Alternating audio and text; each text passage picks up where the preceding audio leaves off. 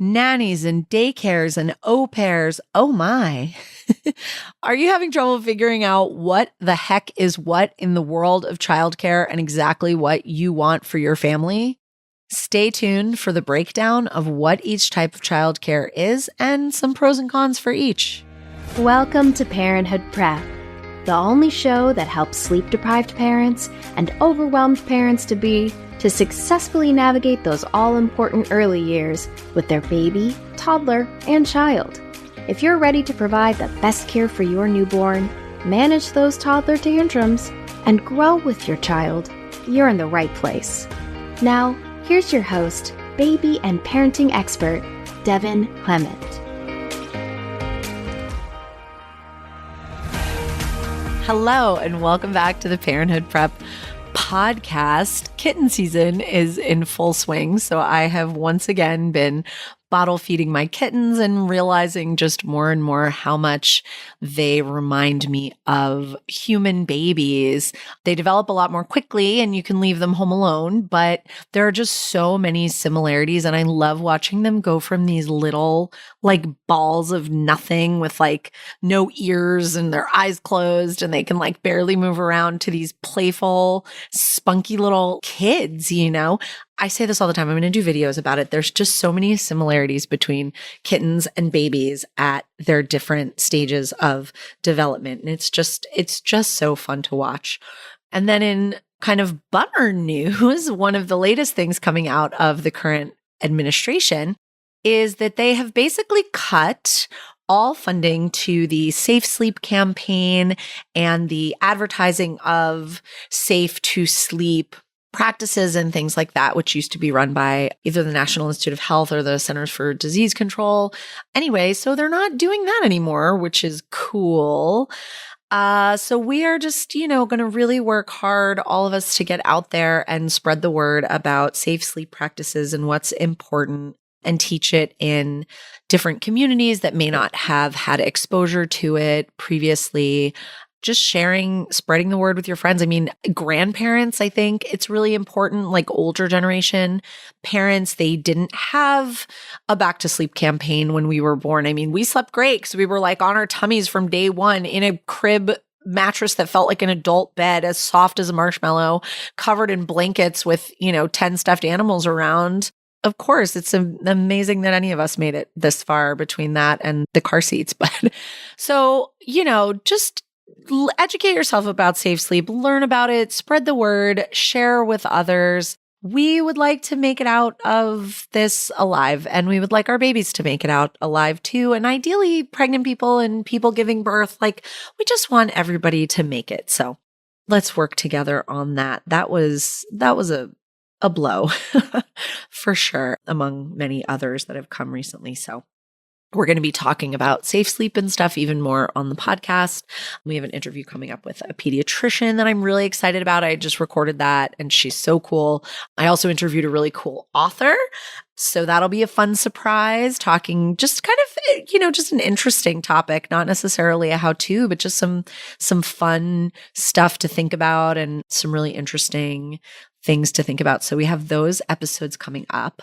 Oh, but back to my kittens. So we had to go away this weekend to a wedding and we were traveling out of town. So I took the kittens to another foster who's experienced with little babies and bottle babies to watch them for the weekend. So I was leaving them with the babysitter, which, it's so funny. As not being a parent, it's the one aspect of parenting that I haven't really experienced at all. Apart from when I was a teacher, I remember the first time I left my class with a substitute. I had gone over to another school in the district to for a workshop. And so I called the sub in the middle of the day from the, school to school phone. And she was like, "Oh, they're great. They're doing so great." And I was like, "Wait, what do you mean they're doing so great? Are they sad? Do they miss me?" And in that moment, I realized that when I had been a babysitter and a nanny, and going forward when I was doing that, parents want to hear that their kids are happy. Of course, you don't want to hear that your kid is crying or miserable, but you also kind of don't want to hear that they don't miss you at all. I can tell they miss you. She was like, no, they're having a great time. But, I was like, oh, okay, well, I'm glad they're happy, but it hurt my heart a little bit. And I could see that with parents. So it just got me thinking that I really want to start talking about childcare, leaving your kids with someone. That's something that from the other side of I've been experiencing for so long. Like even when I was a teenage babysitter, I was often the first person outside of the family that these parents were leaving their kids with. And that's such an honor. And I think it's so important to, really help them feel confident. And, like the kids are going to have a great time, but definitely be a little sad that you're gone. Even if they're not, I would say that they were. And just, so we're going to have a bunch of different topics about this. And if you have any questions about childcare or nannies or daycare or babysitters or anything like that that you want answered, please, by all means, shoot us an email. Go to our website, happyfamilyafter.com, leave a voicemail, go to Instagram at Happy Family After. Just let us know what you're thinking about. So today is just a basic overview. There's so much more I could go into about all of this, but just as a basic overview, I'm going to talk about the types of childcare that are available and what the differences are between them and what some of the pros and cons are of each. So you are expecting a baby or you're thinking about having kids or your baby's here and you have one situation and you're thinking about another. But at some point, even if you are not working outside the home, you are probably going to need some kind of paid professional childcare, whether that's a babysitter, a nanny, a daycare, an au pair, something like that. So what are the options? What do these things mean? First of all, newborn care, which is what my company provides, is a different thing than what you're going to have down the road. So a lot of times people hear what I do and they're like, oh, so you're a nanny. And I'm like, well, not exactly. I mean, I am a nanny in that we care for the kids or the baby, but we're also very specialized and we only work in a short period of time. So a newborn care specialist or a postpartum doula, or you may use the term night nurse, those are generally going to work with you in the first 3 to 6 months of your baby's life, sometimes a little less, sometimes a little more, but they're the ones that are going to be kind of teaching you and guiding you. And yes, like staying with the baby and caring for the baby, but also working with the parents to get you guys learning and feeling confident and all that kind of stuff. Then we will usually pass you off to whatever your next aspect is of childcare. A lot of people here in New York and New Jersey have nannies who are an in-home caregiver that usually works, full-time or part-time, when the parents are working, sometimes when the parents are home. It can really vary. We'll talk about that. Or you take them somewhere out of the home, like a daycare center or preschool or whatever, or an in-home daycare. And then they spend the day there. And then you pick them up at the end of the day and you bring them home. Another option is sometimes people will share a nanny. So you'll have like 2 or more different families using a nanny. Nannies can also be live in or live out. We'll talk about that. And sometimes people bring in an au pair. And these are all the types of kind of regular, steady childcare that you would have if you had work that you had to do outside the home or whatever.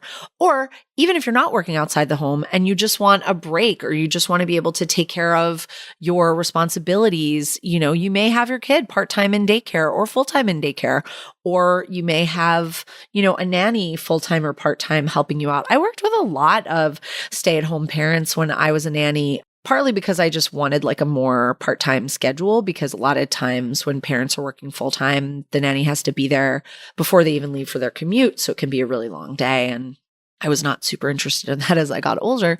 But working with a stay-at-home parent as a nanny can also be really important and really rewarding, whether it's because they have twins or multiple kids and they're trying to juggle everything, or just because they want a break and they just want to be able to take care of the things that they want to take care of. One of the parents I worked with, the dad commuted to New York City from New Jersey and they had 2 kids at home, and I was there basically full-time nanny. The mom said her husband said to her he did not want to come home from work and have her, stressed out and tired from taking care of the kids all day, because he had been, working and at his job all day. And he wanted to come home to like a peaceful house where she was like calm and relaxed. And I just think if everybody was privileged enough to have that accessibility, I mean, that's incredible. And a lot of times it's a family member. Like I say this all the time. When I was a kid, my grandma came over every day.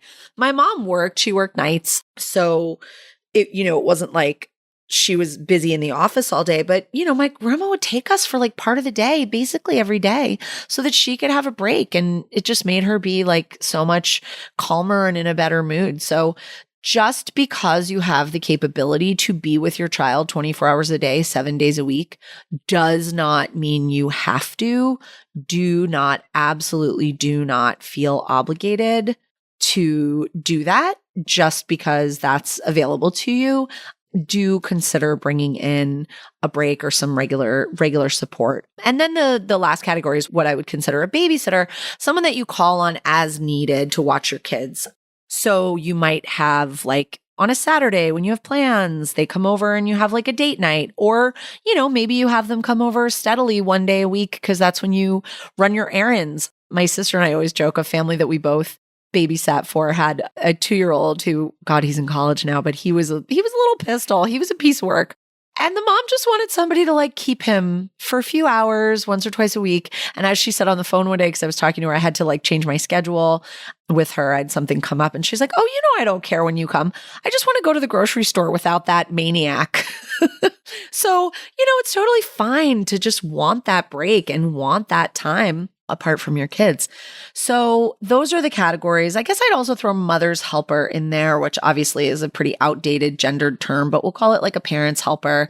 That's usually somebody that's like a little younger. Maybe they're not old enough to, be left alone with the kids or to babysit, but they have that like energy level where they can chase the 2-year-old around in the yard. I mean, I loved that. I mean, it was the 90s, so I was just fully being left alone with toddlers when I was 13 or 14. But, I had that energy. I wanted to run around. I wanted to like throw them up in the air and do all those things that I am way too old and tired for now. So, even having a kid in the neighborhood just come over and play with them and give them like a couple bucks an hour to, just hang out with your kid, that was like the best thing. So those are some of your options. We're going to go into a little bit more detail about what's what. So your baby is coming, they're being born. You want a newborn care specialist or a postpartum doula, or sometimes people call themselves a night nurse, that you would have that support in that first few months. Then you're going to look at what's going to be your longer term daytime support. So a nanny is generally someone that is hired full time. You are their employer. This is their job, just like you have your job working at a business, or the people at the daycare work for the daycare company. You are the employer of this person. So they work for you, but they are also not your servant or your slave. They are there to also work collaboratively with you. Generally, you would have an employment agreement, much like the one you have at your job. There's usually paid vacation, paid sick time, raises discussed once a year, standard pay, generally standard hours. Sometimes if you have a job that requires you to require some flexibility, you can often build that into the contract, but we don't want to abuse the nanny. And honestly, I think the most important thing is having a good relationship with this person. This person is caring for your children. So, treating them professionally because they are a professional, but also having a positive relationship with them with lots of communication and stuff like that. And again, we'll talk about this in a future episode. A part-time nanny is usually someone, obviously, that works fewer hours per week. Again, typically a pretty set schedule. They may have another job, or maybe they have their own kids, or they're a student, or, whatever that's working for you part-time. You may also not have a set schedule. It may be something that you do flexibly. Like if you're, a stay-at-home parent who just wants to go to the grocery store without that maniac, maybe your part-time nanny lets you know week to week when they're available based on what they have going on in their lives. A fun thing about living in New York City is that there's a lot of people here trying to do things like acting or dancing or writing or art, and they want something just to kind of fill the gaps and give them some income. So part-time nannies abound. I had a great relationship with a client when I was growing the business, where I would just go kind of whenever I wanted. Her husband stayed home. She was the breadwinner, and her husband stayed home, and he was like single-handedly finishing their basement and just doing various things. So, some weeks when I wasn't super busy with postpartum clients, I would go over there more. And some weeks when I was more busy, I would go over there less. And it just worked really well. But that, sometimes can be a needle in a haystack in terms of finding someone who wants the flexibility that you also want. That can also be a trade-off. Like, generally, if you're giving someone fewer hours, the hourly rate is going to be a little bit higher. A part-time nanny might not necessarily get like paid sick time or paid vacation time, or, maybe not as much as the full-time nanny. You might be paying a little bit more per hour just because it's fewer hours, that kind of a thing. Whereas with a full-time nanny, you're committing to, sometimes 50 or 60 hours a week with them. So you're able to get the hourly rate down a little bit. Nannies and in-home care will also generally, and again, this is something that should be in your agreement, but they'll generally prep the kids' food, clean up after the meals. You can sometimes even have them cook for you if that's something they're interested in. Again, like, have this in your agreement and work it into the contract. But I just sleep trained for a family that I had worked with before. I sleep trained their third, and this was now their fourth baby.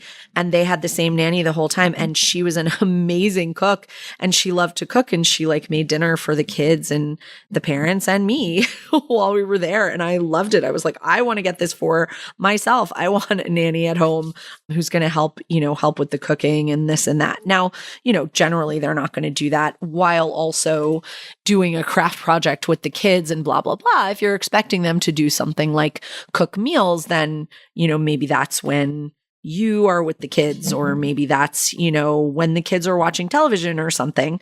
Again, expectations is something that we can talk about in a future episode. But when you have an in-home caregiver, they are usually willing, to do the kids' laundry, maybe like change the kids' bed sheets once a week or whatever, you have going on there.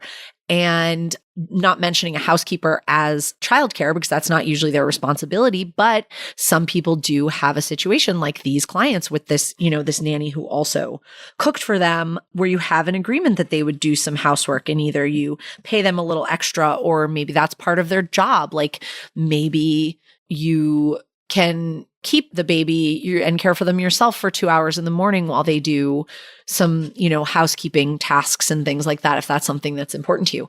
I know for me, organizing and tidying is so important that someone else be doing, because I am so bad at it that if I ever have children, we'll make sure that that isn't a part of my agreement with whoever my care provider is. I would rather record podcasts while the baby is napping and I'm watching over them, and the goddess, wonderful, fabulous angel that's there, or God or whatever, organizing and cooking for me, can be focusing on that instead of focusing on the baby. But, for some people, you want to do the cooking. You want someone caring for the baby. So think about what you're looking for in the job description, and realize, if you take nothing else away from this episode or this podcast in general, realize that you get what you pay for.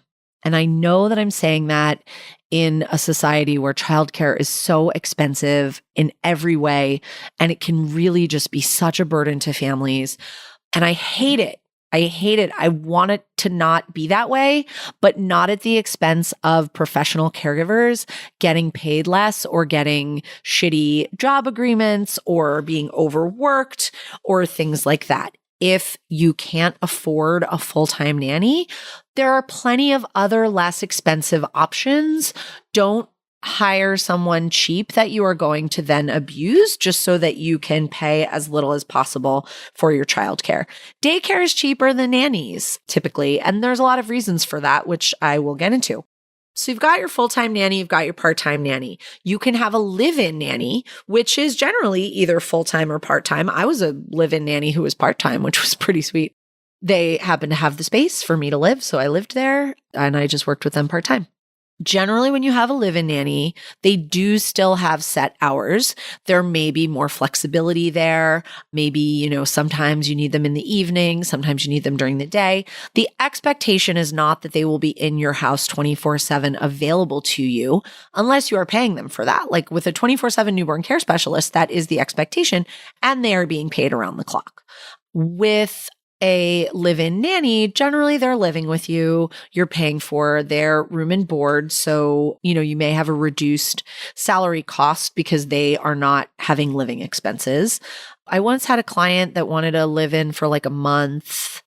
say, oh, but like we're paying for room and board. And I'm like, you're not really. Like I'm still paying rent on my apartment. Like I'm not giving all that up so that I can come stay here. I'm not bringing all of my belongings and moving in here. So typically your live-in nanny doesn't have like another home, or if they do, it's like with family members or something like that, and that they live with you and they don't have, living expenses and things like that. But that does not mean that they're on call for you 24 hours a day unless you are paying them to be and to do that. But, it can be more convenient in a lot of ways. It can save them on like the commute, especially if you have like long hours or you need to leave early in the morning for your commute. I loved that about living in. I could basically roll out of bed and be at work in under 10 minutes, which was really nice. Going home at the end of the day, I didn't have to sit in traffic. I just walked over they had like an apartment above the garage. I just walked over to the garage and there was my space. If you have someone living in, or even if you just take your nanny on vacation, give them a separate living space and respect that. That's really important. We're going to talk about this more. I'm going to repeat myself a lot. A nanny share is something that families might do where you have a full-time caregiver or part-time caregiver, and they actually take care of your child and the child of another family. And maybe they do that at your home or at the other family's home. Maybe they switch back and forth. That's something that you would work out with them on a case-by-case basis. It can be complicated because you are sort of co-employing this caregiver with another family. They might have different ideas about how they want things done. So you want to really make sure you have clear communication and a clear contract when you are going into a situation like this with a nanny share. And it works out really well for all parties from a financial standpoint because typically each parent is paying less and the nanny is getting paid more. So, if normally a nanny's pay would be $30 an hour, maybe with a nanny share, she's getting $40 or $45 an hour, and each family is paying $20 or $22 an hour instead of paying the $30 an hour. There are some downsides. Again, you have to really have great communication and really great boundaries and contract with the other family. They may be, a lot busier with 2 kids or 3 kids and not as able to help out with, chores and tasks and things like that around the house.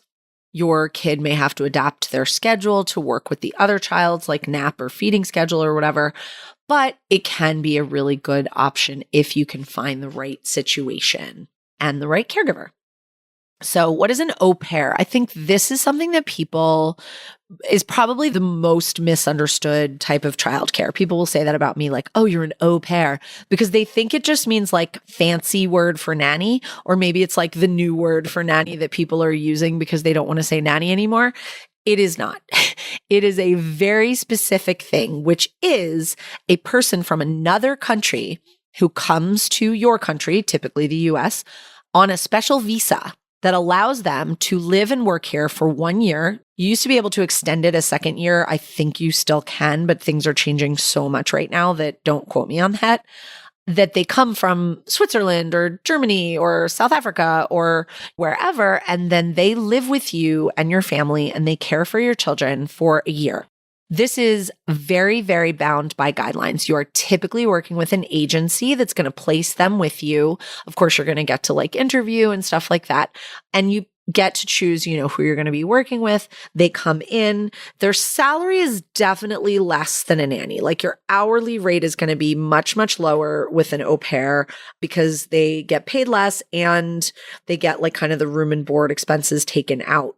But there's also a lot of additional costs that you don't necessarily have with a nanny. So you're paying agency fees, which can be pretty significant. You're paying for their travel. You're paying for them to have a phone. You're paying for them maybe to have a car, if you need them to drive the kids, or if you live in an area where, it's necessary to have a car. You are typically paying some kind of stipend for them to go to school. So there's a lot of other costs rolled into it. And I did the math a while back, and it really, when you considered all the additional costs, it did actually work out to about the same for a nanny or an au pair, which kind of reduces the benefit of it. But it's exciting. You get to meet someone from another culture. They can teach your kids about their culture. Maybe they speak a different language than English and they can teach your kids that language. There's a lot of positives to it. I know families that, have had au pairs years ago and have stayed in touch with them and are still friends with them years and years and years later, which is great. I know families that have had very positive experiences with au pairs and families that have had less positive experiences. One family I was working with early in my postpartum career, I was doing overnights with them, and they had just brought this au pair from Germany for the daytimes. They had an older toddler. Au pairs typically cannot take care of a baby under 3 months alone. So they had an older toddler that they had brought the au pair in to start with him and then help with the babies when they got older. She was so homesick that she just cried all day, every day. She stayed 1 week and then she left. But the good thing about working with an agency is that they will usually be able to place someone else with you really quickly, which is great. Either if it's a temporary interim person or it's the person that's going to be your long-term caregiver and, help you out like that. So that is an au pair. Again, they live with you. A good thing about it is that you do typically have a little bit more flexibility in scheduling with them because they're here just to work for you. It is their only job. That doesn't mean they work around the clock. There are strict limits on their hours, but I've also seen people who need just more flexibility with the day-to-day be able to have that more flexible schedule with the au pair. They can also be really useful if you need something like your kids are in school, but you want someone who can get them ready in the morning and off to school and then pick them up in the afternoon or get them off the bus in the afternoon. And sometimes it can be tricky to find a nanny to work 2 hours in the morning and 5 hours in the afternoon versus somebody that just wants to be there all day.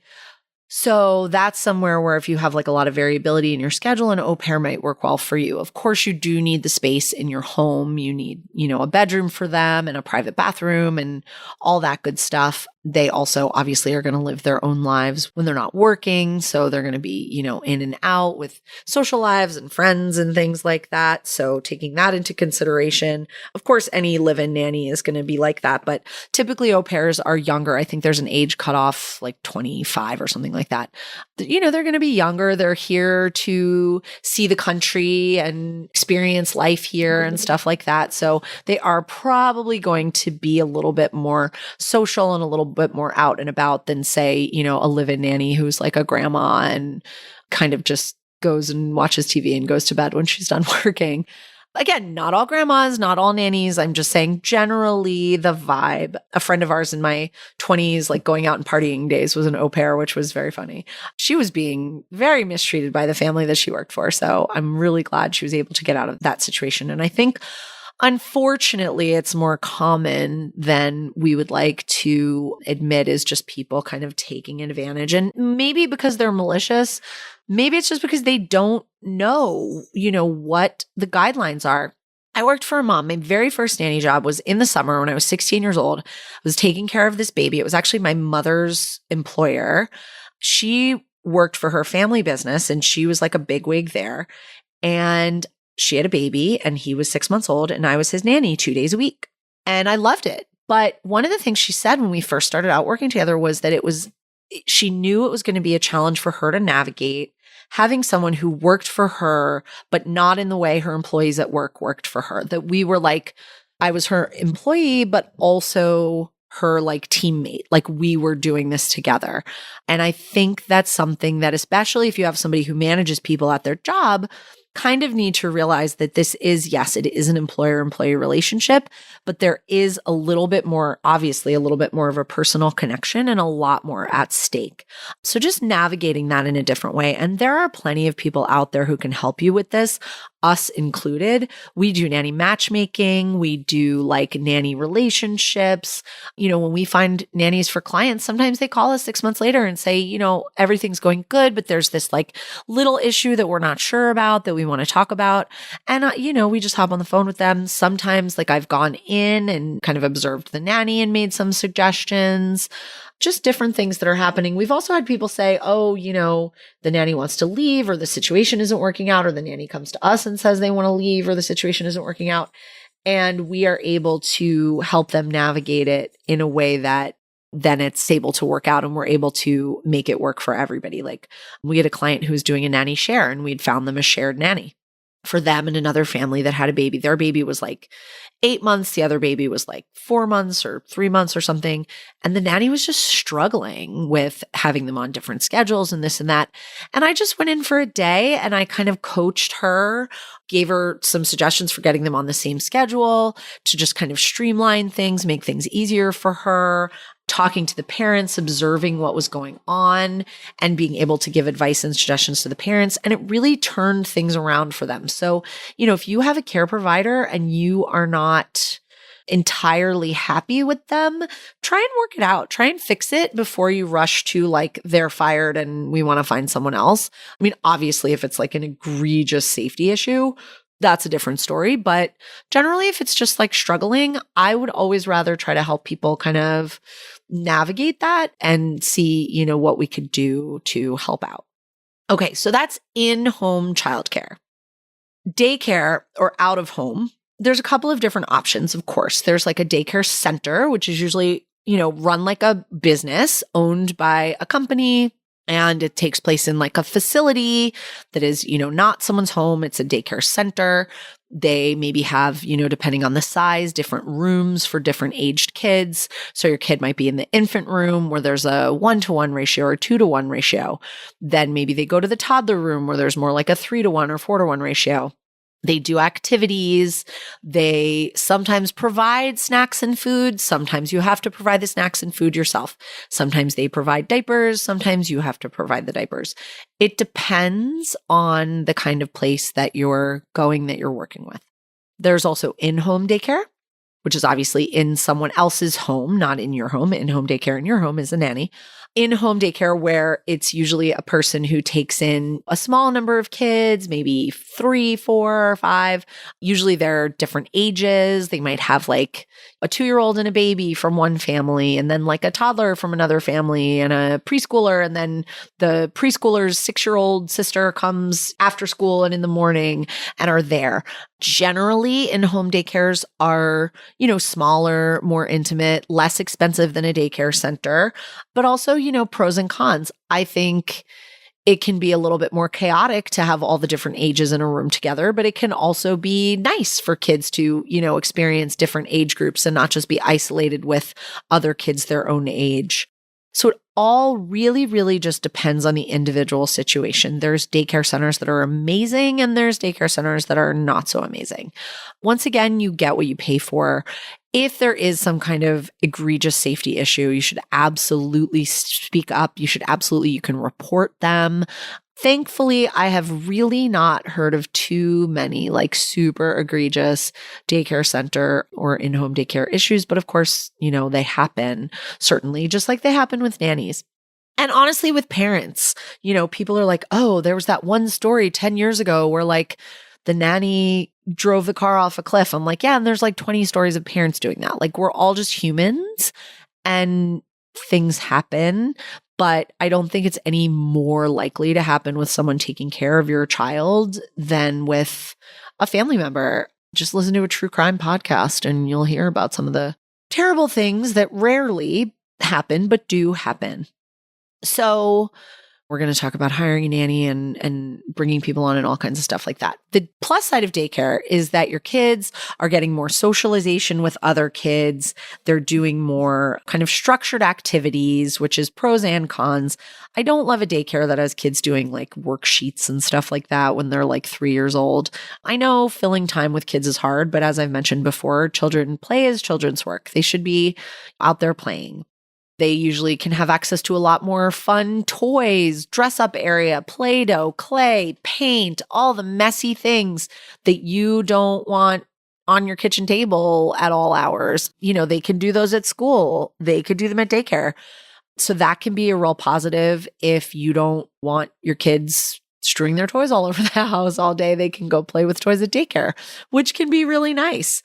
A downside, of course, is that it is a little more work. Well, sometimes a lot more work for the parents, because when you have someone coming to your home to care for your baby, like your nanny, your kids can be in their pajamas. They can still be asleep. Like, it doesn't really matter. With daycare, no, they can also still be in their pajamas, but you have to like get them up, put them in the car, drive them, usually like pack their bottles, pack their milk or formula, pack their food for the day. typically when they're a little older, like I think the schools are more likely to provide snacks and stuff, but you want your baby to have their formula or their breast milk or their baby food that you've made them or whatever. So you have to pack all that. And then when you get home at the end of the day, you have to clean it, the bottles or whatever. The house is generally in the same condition you left it in, for better or for worse. Maybe you left it really neat and tidy and the kids didn't mess it up all day. Yay, amazing. Or maybe you left it a disaster and you come home and it's still a disaster, versus if you have a nanny, maybe they're doing the kids' laundry during the day. So you're coming home to clean laundry. You're coming home to clean bottles. You're coming home to the dishwasher loaded from the breakfast dishes that you left when you went to work. And these things can all be really nice. But again, that's why having someone in home caring for your kids is generally a little bit more expensive. So yeah, that's the overview of different types of childcare, what you can kind of expect from each. We're going to talk again in the future more about how to find someone great, how to figure out what you're looking for, and just a lot of different stuff with these childcare and family caregiver relationships, because I think it's really, really important. And it's something I can speak to from a lot of personal experience, as well as a lot of research and things like that. So yeah, we would love to hear your questions. Hit us up on Instagram or leave a voicemail on the website or shoot us an email, pretty much whatever you want to do. We want to hear about it. So talk to you soon. To be sure you never miss an episode, be sure to subscribe in your favorite podcast app.